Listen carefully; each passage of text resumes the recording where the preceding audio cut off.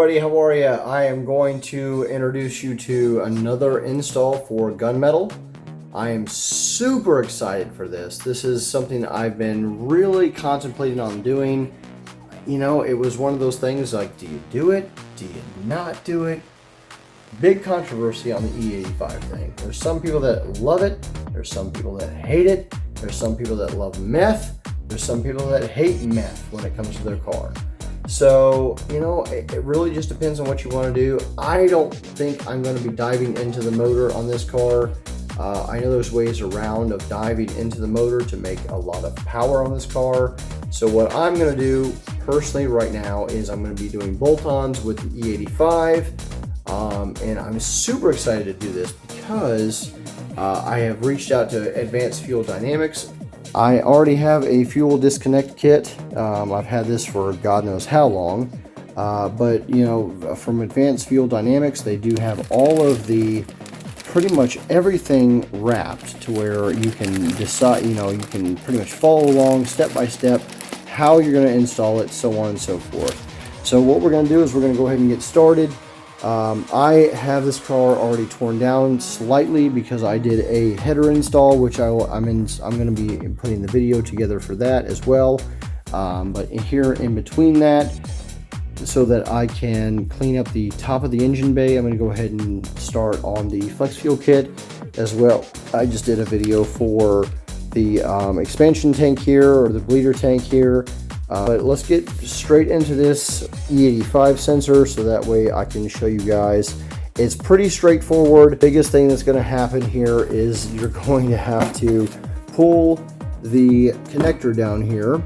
It's going to be pretty hard to see, but there's a connector that's right down there that I'm going to have to pretty much disconnect, bring up here, and tap in one of these harnesses into it, and that way that the tuner can read the flex fuel and start tuning the car for it. So stay tuned, and we're going to go ahead and get the install ready.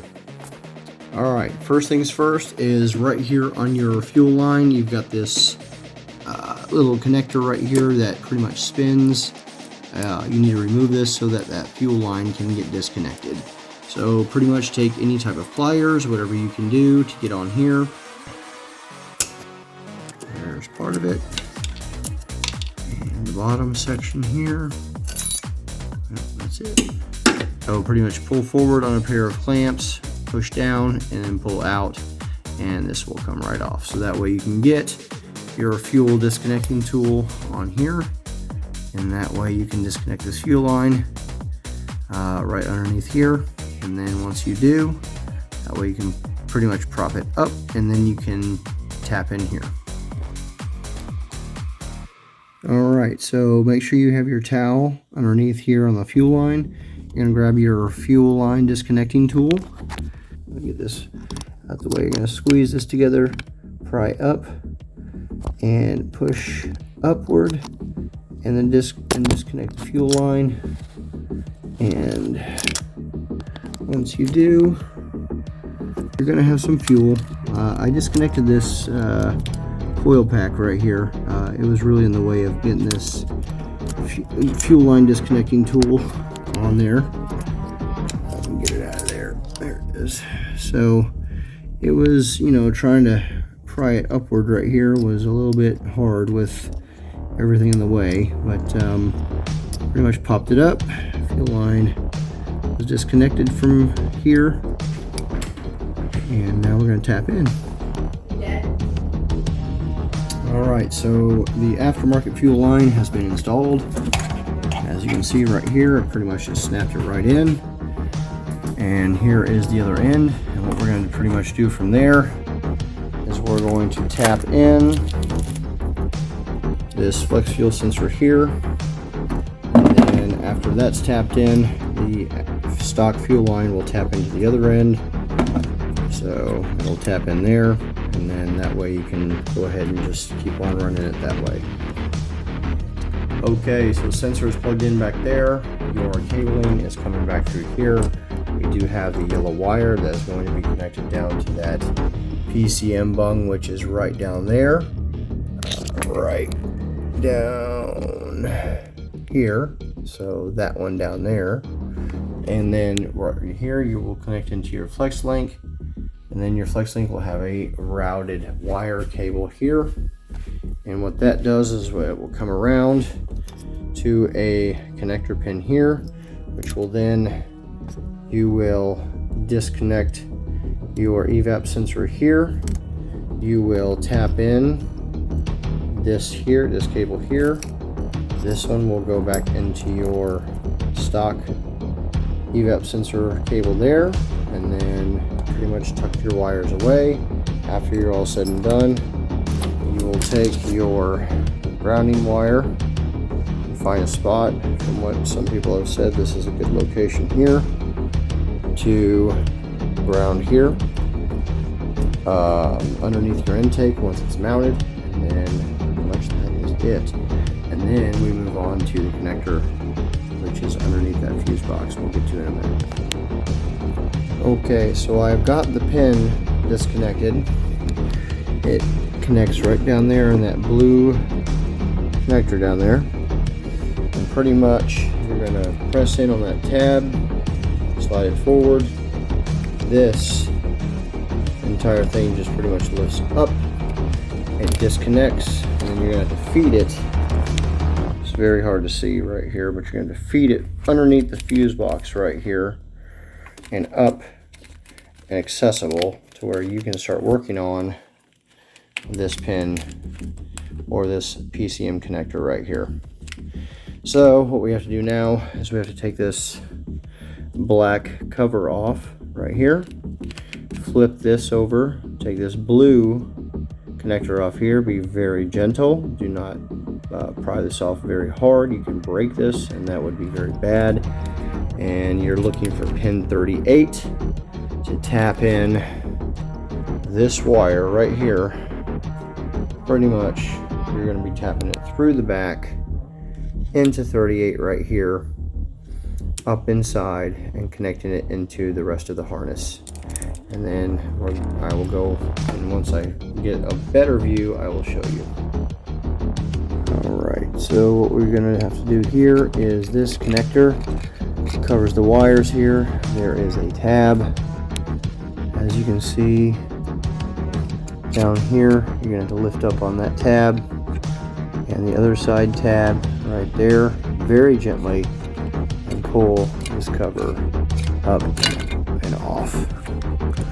And once you have that, now you have direct access to the wiring bundle, and we're looking for, again, for pin 38, which I will explain here in a second.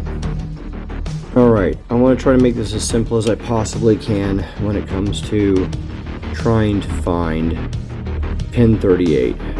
This is starting at number 1, which is right here. This is your first row of 16, second row of 16. So starting with 1, working way to 16, coming back up here to 17, down to 32, coming over here to the third row from here up, third row. So this would be 33, 34, 35, 36, 37, and you can see this empty slot.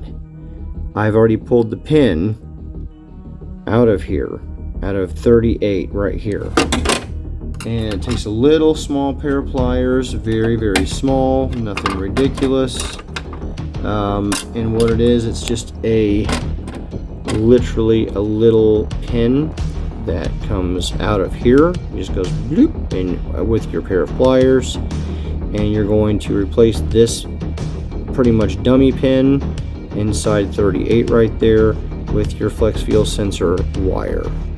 So just an easy way to do it. It's going to be next to the white wire and the blue wire right here on 38. This is 37, 38, 39. So again, 16, 16, start here, work your way down. And again, this is the top of the plug as you're pulling it up with the top flip up here. And again, working your way down this way to 38, which is right there. And then we're going to plug in our pin, which is right, where is our pin? Our pin is right here. And you need to make sure on your pin, oh my good lord, oh, there goes the light. So you need to make sure that this pin is inserted the correct way. As you can see, The pin has to go in a certain way in order to clip in to 38 right down here. So just make sure that you plug it in the correct way. That's going along with the rest of the pins here. You know, it will click into place whenever you do so.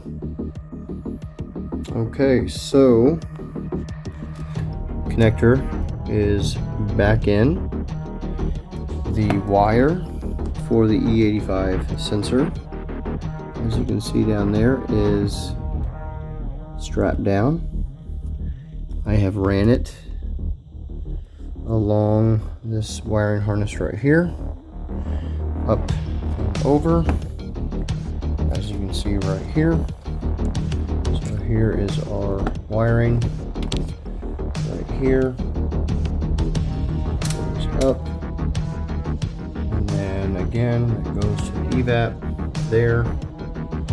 This sensor is connected with a bunch of zip ties, and back towards the back there, and everything is connected to the sensor that's back there. So everything is reconnected, and we are ready to go. Just got to button everything back up. Hey everybody, I hope you enjoyed the video. Sorry this is out of order according to what I had, but I really do hope you learned something. Give it a good thumbs up, like, subscribe, and wait for the next video. You guys take care of yourselves, and I'll see you in the next one.